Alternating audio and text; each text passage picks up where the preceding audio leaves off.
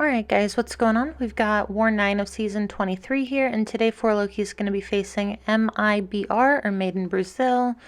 This is a good alliance. I feel like they're usually in Masters. I could be misremembering that. I know that we've played them before, so I think that they are usually in Masters, but it says that they were in Stone 3 last season, so I don't know if they played in a different alliance or if they were docked or something. I really don't know. But either way, let's go ahead and take a look at their map. This was a rough war for us. So Korg on Path 1 and Section 1 is becoming pretty common. I did take that fight last war though and took like 3 special ones or something like that, and finished with like 70% health, so he's really not super dangerous there. Let's see here. Arcus on Path 9 in Section 1. That's pretty good placement. It's becoming pretty common. Man-Thing on Power Snack, pretty good placement. Mole Man on 23, that's pretty new. Apocalypse on the Footloose node, that's good placement. Nick Fury on Encroaching Stun, definitely would not want to fight that. Let's see here. Doom on Path 7 in Section 2. That's tricky placement. Let's see here. There's a second Ebony Maw here. There was one in Section 1. I'll actually be fighting both of those. Killmonger on Buffet. That's actually pretty good placement. I feel like it's overlooked a lot. It used to be used a lot in the last war map. Then we've got a Magneto boss and an Old Man Logan on Vigorous Assault, which is actually pretty good placement. He basically regenerates the entire fight, and he's immune to ability accuracy reduction, so that is good placement.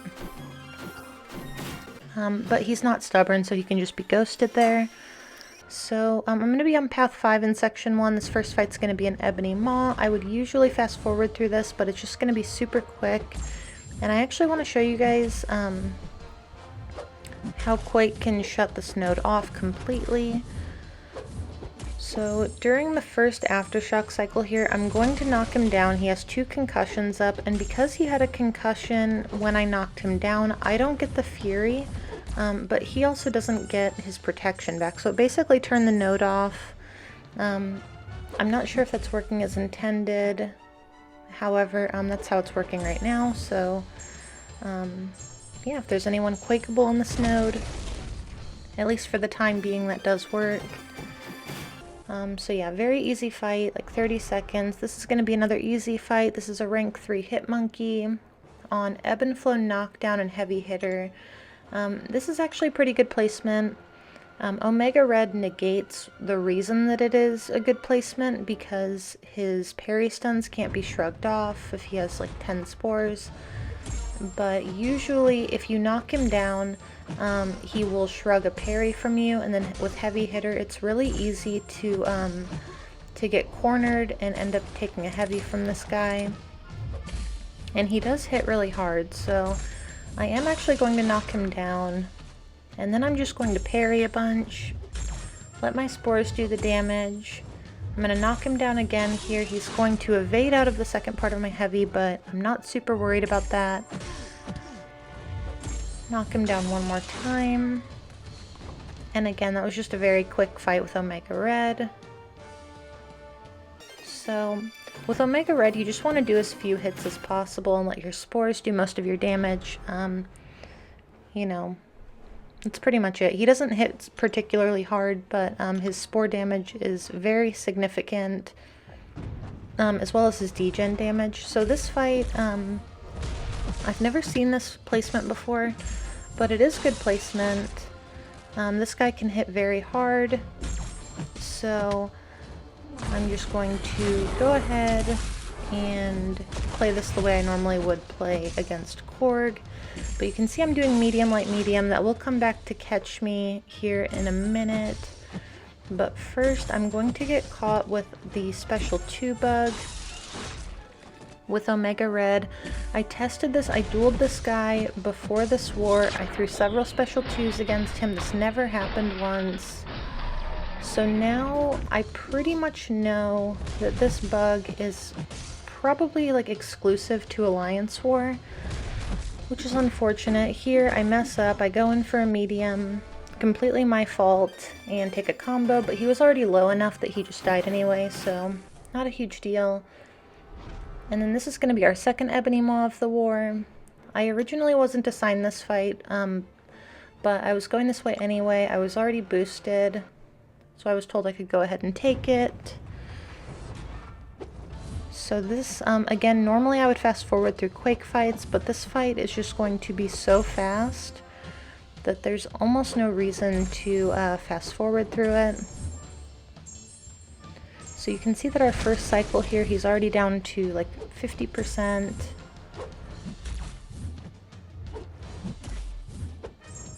And then with the second cycle, it almost kills him, but I get a really good crit on my heavy attack, and he's dead. So again, it's about a 30-second fight. And then in section 2 here, we're going to be on path 2. This can be a tricky lane sometimes, but for the most part it's not. This is actually a rank 3 champion, so it feels a little bit wasteful to have him on this node. He can be quaked here like super easily.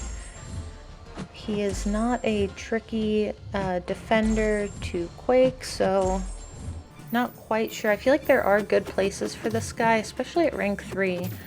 I'm not sure why he's here, but you know, to each their own. I'm just going to quake this guy, and I am going to fast forward through it because it is just kind of a long fight. You can see it's probably going to be about like a 2-minute fight, maybe a little bit less. So this is a parry style fight. Unfortunately, we're getting pretty close to the end here. It should be maybe one more cycle. I'm gonna release my heavy, doesn't kill him.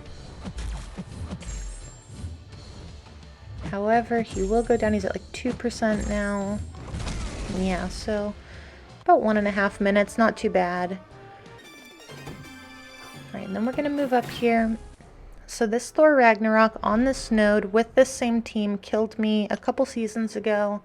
I used Quake. I was given the option of using Omega or Quake. I was trying to be cheap, so I used Quake.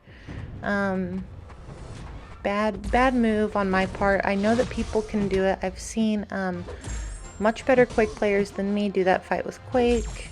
However, I just messed up and I missed like every single parry, but this is just going to show how easy this fight is. With Omega Red, you do not have to worry about getting to your 20 hits. He will die before it, at least with a rank 3. It's a very easy fight there. And then moving on to my last fight, I'm going to take this rank 3 Killmonger on Buffet. So this used to be pretty popular because with Void, every time that he gets like a debuff, at least at first, he's going to gain power. You can't quake him on Buffet because the concussions give him power, so I just removed Dex. And yeah, I'm just basically going to block all of his specials, so just trying to build up spores right now to get my damage up. Alright, he is going to throw his special one. I'm not going to punish it because I'm not quite sure on the spacing since I didn't Dex it. I did actually get a good reparry there. Block the first part of the special 2, back out of it. You can see it's been about 40 seconds now. I am losing power, but this fight is over. So, very easy war for me. Not terribly hard fights at all. Well, hold on, I guess I'll get to that in a second. I did actually end up getting a platinum card for this war, but you can see if you follow the card system at all, my power rating for this war was 9.47 or 1. That's really low for a platinum card. Honestly, that's pretty low for like any card in general. So, we just had a lot of issues this war as an alliance. Congratulations to Clown and Karate Mike. They also got cards for this war. Very, very cool. And again, we did have a rough war this time around. As an alliance, we had a few disconnects, and just a lot of deaths. We did end up losing this war. It seems like maybe everyone was just like a little bit off this day, which is understandable. I think that everyone is just excited for the season to be over. We're back at the top of Platinum 1 now. Hopefully we can get back into Masters for the extra shards, but if not, you know, I think most of us would be happy with Tier 2 Alpha as well. But either way, great war to these guys. Definitely caught us on a bad day, but you know, I'm sure that we'll pull it together for the next war. Thank you guys so much for watching, and I will see you in the next one.